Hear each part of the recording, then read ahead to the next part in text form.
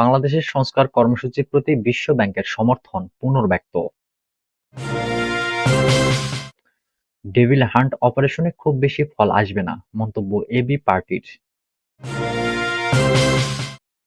এদিকে ডিসেম্বর ধরে জাতীয় নির্বাচনের প্রস্তুতি নিচ্ছে ইসি, সরকার চাইলে আগে স্থানীয় নির্বাচন। সর্বশেষ জানাবো, সাগর রুনি হত্যার বিচারে সর্বোচ্চ অগ্রাধিকার দিচ্ছে সরকার, বলেছেন রিজওয়ানা হাসান। এতক্ষণ শুনছিলেন সংবাদ শিরোনাম, এবারে বিস্তারিত। বাংলাদেশের সংস্কার কর্মসূচির প্রতি বিশ্ব ব্যাংকের সমর্থন পুনর্ব্যক্ত। বাংলাদেশের অন্তর্বর্তীকালীন সরকারের গৃহীত চলমান সংস্কার কর্মসূচির প্রতি সমর্থন পুনর্ব্যক্ত করেছে বিশ্ব ব্যাংক। বিশ্ব ব্যাংকের ভাইস প্রেসিডেন্ট মার্টিন রেজার মঙ্গলবার ঢাকার রাষ্ট্রীয় অতিথি ভবন যমুনায় প্রধান উপদেষ্টা অধ্যাপক ডক্টর মোহাম্মদ ইউনূসের সঙ্গে বৈঠক করেন। এ সময় মার্টিন রেজার বাংলাদেশের চলমান সংস্কার কর্মসূচির প্রতি তাদের সমর্থন পুনর্ব্যক্ত করেন।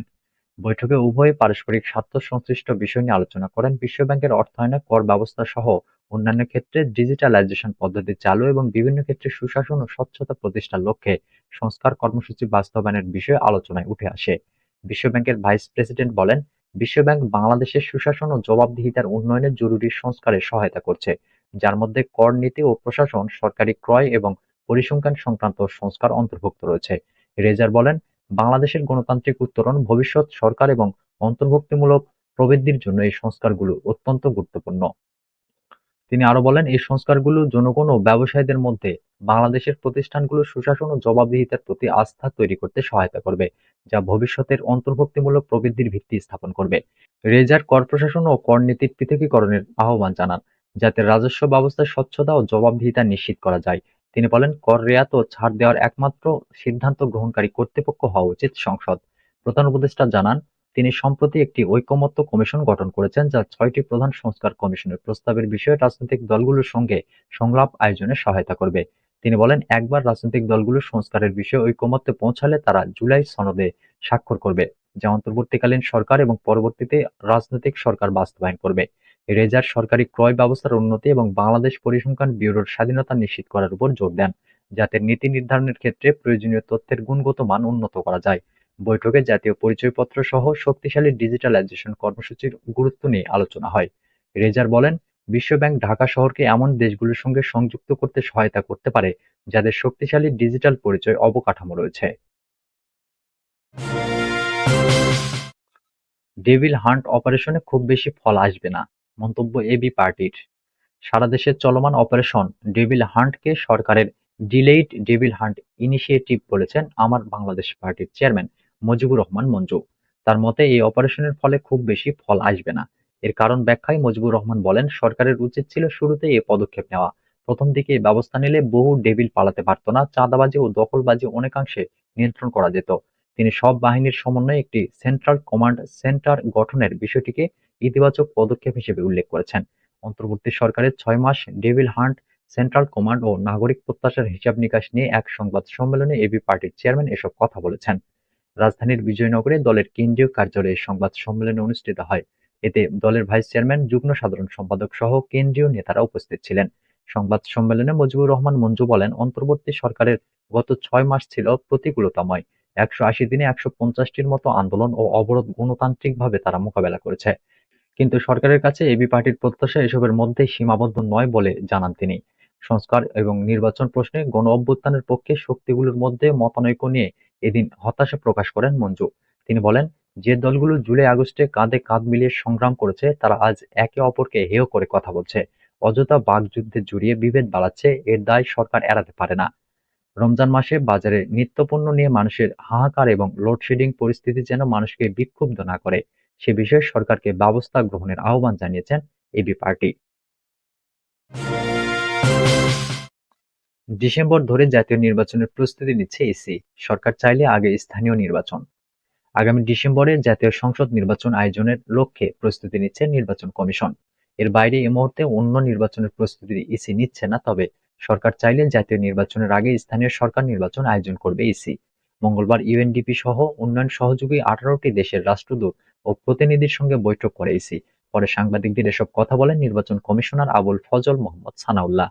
সাংবাদিকদের প্রশ্নের জবাবে এই নির্বাচন কমিশনার বলেন, প্রধান উপদেষ্টা ১৬ ডিসেম্বরের বক্তব্যে বলেছিলেন, যদি অল্প পরিমাণে সংস্কার সহ নির্বাচন করতে হয়, সেখানে যদি রাজনৈতিক মতৈক্য গিয়ে দাঁড়ায়, তাহলে পরে এ বছরের শেষ নাগাদ ডিসেম্বর ২০২৫-এ ইলেকশন, আর যদি আরেকটু সংস্কার করার সুযোগ দেওয়া হয়, তাহলে ২০২৬-এর জুন নাগাদ ইলেকশন করা সম্ভব। আর্লিয়েস্ট ডেটটা ধরে নিয়ে প্রস্তুতি নিতে হচ্ছে বলে জানান তিনি। এ বিষয়ে নির্বাচন কমিশনের অবস্থান এখনো অপরিবর্তিত বলে জানান।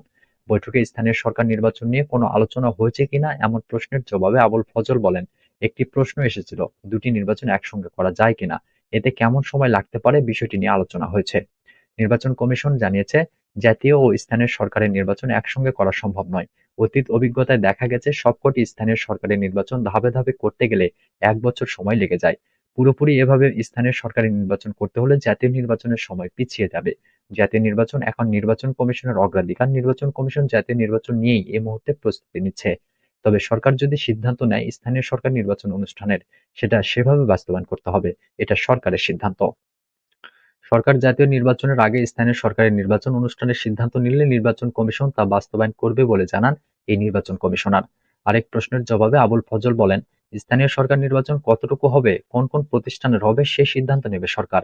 তখন ইসি বলতে পারবে এটা জাতীয় নির্বাচনকে প্রভাবিত করবে কিনা, তার আগে এটি বলা সম্ভব নয়।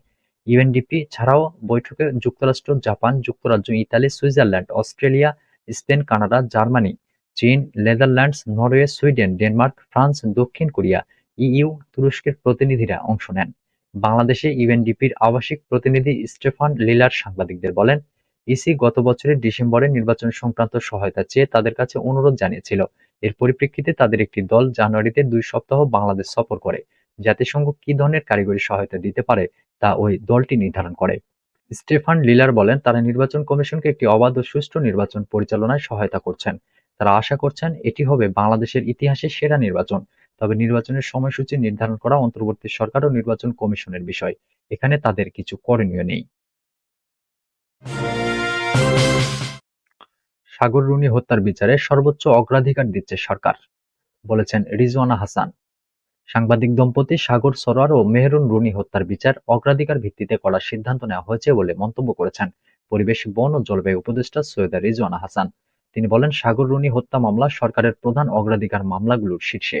জাতীয় জাদুঘরের নলিনীকান্ত ভট্টশালী অডিটোরিয়ামে Sagar Runi human rights photo award প্রদর্শনীতে সাংবাদিকদের প্রশ্নের জবাবে তিনি এমন মন্তব্য করেন।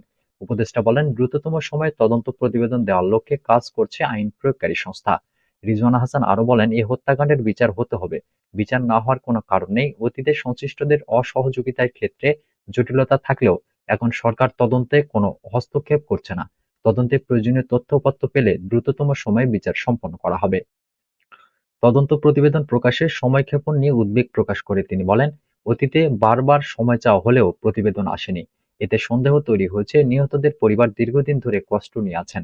ন্যায় বিচার পেলে তারা শান্তি পাবেন এবং ভবিষ্যতে এ ধরনের অপরাধ রোধ হবে।